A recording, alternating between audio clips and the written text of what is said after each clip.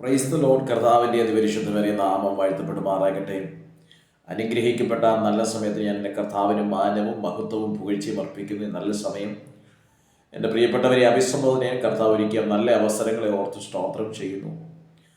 നമ്മെ വെല്ലുവിളിച്ച ചില ശക്തിയെ കീഴടക്കാൻ, നമ്മെ ഒതുക്കിക്കളഞ്ഞ, നമ്മെ ഇല്ലായ്മ ചെയ്ത നമ്മുടെ പ്രാർത്ഥനാ ജീവിതത്തെ, നമ്മുടെ ആത്മീക ജീവിതത്തെ ഒതുക്കിയ ചില മേഖലകളെ തരണം ചെയ്യാൻ, ജയിക്കുവാനുള്ള ദൈവത്തിൻ്റെ കൃപ കർത്താവ് നമുക്ക് നൽകി തരും.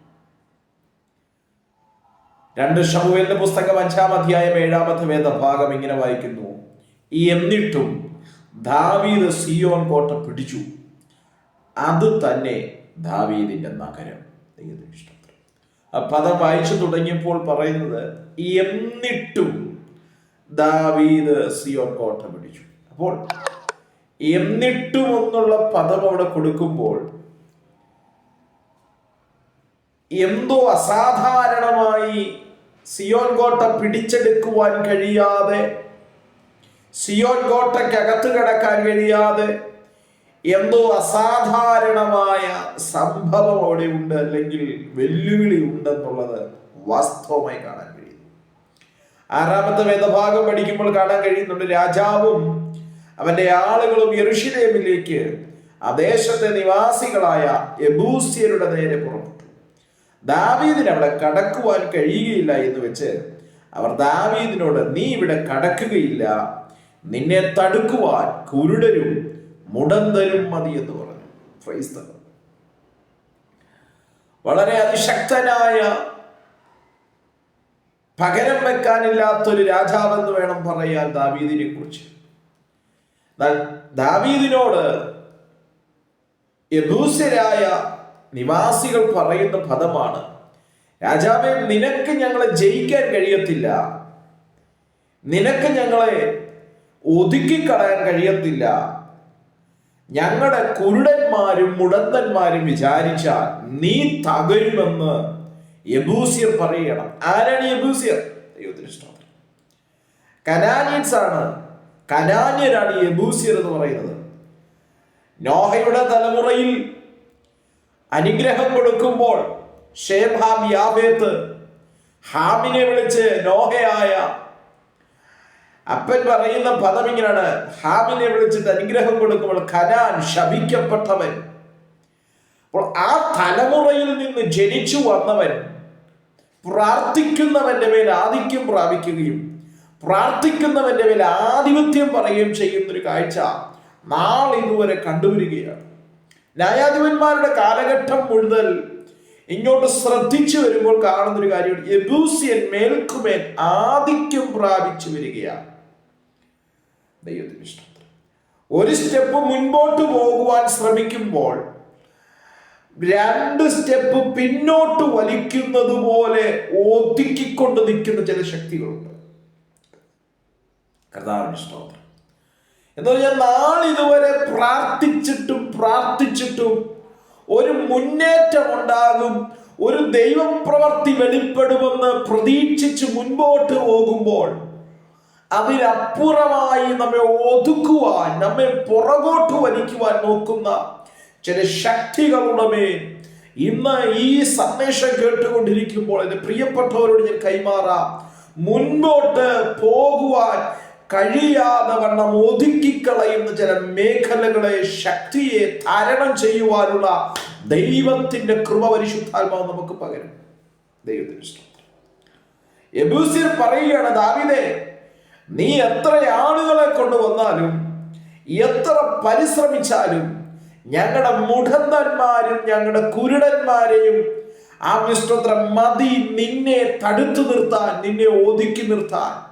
ഇങ്ങനെ കേൾപ്പിച്ച ചില ശബ്ദങ്ങളുടെ മേൽ, ഇങ്ങനെ കേൾപ്പിച്ച ചില വാക്കുകളുടെ മേൽ ഇന്ന് ദൈവത്തിന്റെ കരം ചലിക്കുമെന്ന് പറഞ്ഞാൽ എന്നോട് ചേർന്ന് കർത്താവിനെ മഹത്വപ്പെടുത്തണം. ദൈവത്തിന് സ്തോത്രം ചെയ്യും. എത്ര പേർക്ക് ആത്മാർത്ഥതയോടെ ആത്മാവിൽ സ്തോത്രം ചെയ്യാൻ കഴിയും? അതെ, നമ്മെ നോക്കി ചില ശക്തികൾ ചിലത് പറയുകയാണ്, നിന്നെ ഞാൻ മുൻപോട്ട് വിടത്തില്ല, മുൻപോട്ട് ഒരു സ്റ്റെപ്പ് പോലും വെപ്പിക്കത്തില്ല. ഇതേ സ്ഥിതിയിൽ നീ അവസാനിക്കത്തേ ഉള്ളൂ. ഇതേ സ്ഥിതിയിൽ നീ തകർന്നു പോകത്തേ ഉള്ളൂ. അതുകൊണ്ട് നീ മുൻപോട്ട് പോകത്തില്ല എന്ന് വെല്ലുവിളിച്ച ഏതെങ്കിലും ശക്തികൾ നമ്മുടെ മുൻപിൽ നിൽക്കുന്നു എങ്കിൽ അതിനെ നോക്കി ആത്മാവിൽ പറ, എന്നിട്ടും ദാവീദ് സിയോൻ കോട്ട പിടിച്ചു. എന്നിട്ടും ദാവീദ് സിയോൻ കോട്ട പിടിച്ചു എന്ന് പറഞ്ഞാൽ അവർ എത്ര ശക്തരായാലും എത്ര ശക്തിയോടെ വെല്ലുവിളിച്ചാലും ആ വെല്ലുവിളികളെ തരണം ചെയ്യാൻ നമ്മുടെ മേലൊരു ദൈവ കൃപയുണ്ടെന്നുള്ളത് നാം തിരിച്ചറിയണം. ദൈവത്തിന് ഇഷ്ടം. 5-ാം അധ്യായം പഠിച്ചു വരുമ്പോൾ ഇസ്രായേലിന്റെ രാജാവായി വാഴിക്കുന്ന ഒരു വേദഭാഗം തൊട്ടു മുൻപിലേക്ക് കാണാൻ കഴിയുന്നു. യിശായിയുടെ ഭവനത്തിലേക്ക് ശമൂവേൽ പ്രവാചകൻ കടന്നു എന്ന് ആദ്യം അഭിഷേകം ചെയ്യുകയും അതിനനന്തരം ഈ 5-ാം അധ്യായത്തിൽ വീണ്ടും അവനെ രാജാവായി അഭിഷേകം ചെയ്യുന്നതും കാണാൻ കഴിയുന്നു. ഒറ്റ കാര്യം പറഞ്ഞാൽ, ദൈവിക അഭിഷേകം പ്രാപിച്ച, ദൈവിക നിയോഗം പ്രാപിച്ച അങ്ങയെ തടുക്കുവാൻ, അങ്ങയെ തകർത്തു കളയുവാൻ ചില വെല്ലുവിളികൾ ഉയർന്നു വന്നാലും, ചില ശക്തികൾ എഴുന്നേറ്റ് വന്നാലും അതിനെതിരെ നാം നമ്മുടെ ബലത്തോടെയല്ല ദൈവിക ബലത്തോടെ മുൻപോട്ട് സ്റ്റെപ്പുകൾ വെക്കുന്നു എങ്കിൽ ദൈവപ്രവൃത്തി എനിക്കും നിങ്ങൾക്കുമായി ചലിക്കുവാൻ തുടങ്ങും. എന്നാൽ അതിനെതിരെയും ചില വെല്ലുവിളികളുണ്ട്. നാം മുന്നോട്ട് സ്റ്റെപ്പുകൾ വെക്കുമ്പോൾ, നാം മുന്നോട്ട് കാൽച്ചുവടുകൾ വെക്കുമ്പോൾ, മുന്നോട്ട് ചില തീരുമാനങ്ങൾ വെക്കുമ്പോൾ, ആ തീരുമാനത്തെ വേദനിപ്പിക്കുന്ന നിലയിൽ, ആ തീരുമാനത്തെ വെക്കണ്ട എന്ന നിലയിൽ തന്നെ നമ്മുടെ ചെവിയിൽ കേൾപ്പിക്കുന്ന ചില നെഗറ്റീവുകൾ, ചില അധൈര്യപ്പെടുത്തുന്ന ചില വാക്കുകൾ, വാർത്തകൾ ഉണ്ടായിരിക്കും. Praise the Lord. അതുപോലെ തന്നെയാണ് ദാവീദിന്റെ നേർക്കും ദാവീദും അവന്റെ ആളുകളും യെരൂശലേമിലേക്ക്, ആ ദേശത്തെ നിവാസികളായ യെബൂസ്യരുടെ നേരെ പുറപ്പെട്ടപ്പോൾ അവർ പറയുക, ഒരു കാരണവശാലും നീ ജയിക്കത്തില്ല, ഒരു കാരണവശാലും നിന്നെ മുന്നോട്ട് വിടത്തില്ല. ദൈവത്തിന് സ്തോത്രം. നമ്മുടെ ശരീരങ്ങളെ നോക്കി, കുടുംബങ്ങളെ നോക്കി, കുഞ്ഞുങ്ങളെ നോക്കി പിശാചു വിലയിരുത്തുന്ന, പിശാചു വെല്ലുവിളിക്കുന്ന ചില മേഖലകളുണ്ട്. മുൻപോട്ട് വിടത്തിരുന്ന് ചില രോഗങ്ങൾ കൊണ്ടിട്ട്, ചില ക്ഷീണങ്ങൾ കൊണ്ടിട്ട്, ചില കടക്കണികൾ കൊണ്ടിട്ട്, ചില ഭാരങ്ങൾ കൊണ്ടിട്ടിട്ട് വെല്ലുവിളിക്കുകയാണ്. ഒരു കാരണവശാലും ഇതിനകത്തുനിന്ന് നിന്നെ പുറത്തു വിടത്തില്ല, ഒരു കാരണവശാലും ഇതിനകത്തുനിന്ന് നിനക്ക് മുൻപോട്ട് പോകാൻ കഴിയത്തില്ല എന്ന് ചില വെല്ലുവിളികൾ ഉയർത്തുമ്പോൾ ഇന്ന് ആമേൻ ഒറ്റ സ്വരത്തിൽ ഉയർച്ചയോടെ പറയുവാനിടയായി തീരണം, എന്റെ ദൈവത്താൽ ഞാൻ മുൻപോട്ട് പോകുവാനിടയായി തീരും. ദാവീദ് തന്റെ സങ്കീർത്തനത്തിൽ 18-ാം സങ്കീർത്തനം 29-ാം വേദഭാഗത്തിൽ അങ്ങനെ തന്നെയാണ് പറഞ്ഞത്, നിന്നാൽ ഞാൻ പടക്കൂട്ടത്തിന്റെ നേരെ പാഞ്ഞു ചെല്ലും, എന്റെ ദൈവത്താൽ ഞാൻ മതിൽ ചാടി കിടക്കും. ദൈവത്തിന് സ്തോത്രം എന്ന് പറഞ്ഞാൽ ഞാൻ എന്റെ സ്വന്തം ബുദ്ധിയിലല്ല, സ്വന്തം കഴിവിലല്ല, ദൈവത്താൽ എന്നെ വെല്ലുവിളിക്കുന്ന, ഇല്ലായ്മ ചെയ്യുവാൻ നോക്കുന്ന, ഒതുക്കി നിർത്താൻ നോക്കുന്ന ചില ശക്തികളുടെ നേരെ എന്റെ ദൈവത്താൽ ഞാൻ മുൻപോട്ട് കാൽച്ചുവടുകൾ വെക്കുമെന്ന് ഉറച്ചു പറയാൻ കഴിയുമെങ്കിൽ, ഇന്നലെ വരെ നമ്മെ വേദനപ്പെടുത്തിയ, നാളിതുവരെ നമ്മെ ഒതുക്കി നിർത്തിയ, നാളിതുവരെ നമ്മെ ഒരു ചുവട്ടിൽ തന്നെ, ഒരിടത്ത് തന്നെ ഒതുങ്ങി നിൽക്കണമെന്ന് പറഞ്ഞ ചില ശക്തികളെ അവയെ തരണം ചെയ്യുവാനും മുൻപോട്ട് പോകുവാനും കഴിയും. ഇവിടെ വായിക്കാൻ കഴിയും, എന്നിട്ടും ദാവീദ് സിയോൻ കോട്ട പിടിച്ചു. എന്നിട്ടും എന്ന് പറയുകയാണ്. യെബൂസ്യൻ വെല്ലുവിളി ഉയർത്തി, ഞങ്ങളുടെ കുരുടന്മാരും മതി, മുടന്തന്മാരും മതി. അതിന്റെ അർത്ഥം ഞങ്ങളുടെ മുടന്തന്മാരും കുരുടന്മാരും വരെ അത്ര ശക്തിയുള്ളവരാണെന്നാ പറയുന്നത്.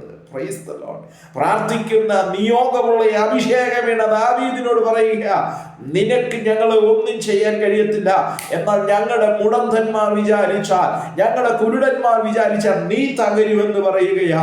എന്നാൽ ദാവീദിനെ കുറിച്ച്, ആത്മനിയോഗമുള്ള ദാവീദിനെ കുറിച്ച് ഒട്ടും ബോധ്യമില്ലാത്ത അവരങ്ങനെ പറയുമ്പോൾ ദാവീദ് എന്ത് ചെയ്തു? സിയോൻ കോട്ട പിടിച്ചു. ആയതുപോലെ എന്റെ ശബ്ദം കേട്ടുകൊണ്ടിരിക്കുമ്പോൾ ചില വ്യക്തികളോട്, ചില സഹോദരങ്ങളോട് ഞാൻ ആത്മാവിൽ, പ്രവചനാത്മാവിൽ കൈമാറാൻ ആഗ്രഹിക്കുന്നു. ഇന്നലെ വരെ ഒതുക്കി നിർത്തിയ, ഇന്നലെ വരെ വെല്ലുവിളിച്ച, ആമേൻ, നാളിതുവരെ ഒതുക്കുമെന്ന് പറഞ്ഞ ചില ശക്തികളെ തരണം ചെയ്തിട്ട് ചിലത് പിടിച്ചടക്കുവാൻ, ചിലത് പിടിച്ചടക്കി മുൻപോട്ട് പോകുവാനുള്ള ദൈവകൃപ ആർജിച്ചെടുക്കുവാനിടയായി തീരണം. നാം ഒതുങ്ങുവാനുള്ളവരല്ല, നാം പുറകോട്ട് പോകുവാനുള്ളവരല്ല, നാം ദൈവശക്തിയാൽ മുൻപോട്ട് പോകുവാനുള്ളവരാ. എന്നിട്ടും ദാവീദ് സിയോൻ കോട്ട പിടിച്ചു. ഇന്ന് എന്നോട് ചേർന്ന് പറ, എന്നിട്ട് ഞാൻ ആ രോഗത്തെ കീഴടക്കി, എന്നിട്ട് ഞാൻ ആ പ്രതിസന്ധിയെ കീഴടക്കി, എന്നിട്ട് ഞാൻ മുൻപോട്ട് പോവുകയാണ്. ഇത്രയും വെല്ലുവിളികൾ ഉണ്ടായിട്ടും, ഇത്രയേറെ പോരാട്ടങ്ങൾ ഉണ്ടായിട്ടും ഞാൻ മുൻപോട്ട് പോകും. ക്രിസ്തുവിനാൽ, യേശുവിനാൽ ഞാൻ മുൻപോട്ട് പോകുമെന്ന് വളരെ വിശ്വാസത്തോടും ആത്മധൈര്യത്തോടും നമുക്ക് മുൻപോട്ട് പോകാൻ കർത്താവ് നമ്മെ സഹായിക്കട്ടെ. ഈ വചനങ്ങളാൽ കർത്താവ് നമ്മെ അനുഗ്രഹിക്കട്ടെ. God bless you. Thank you.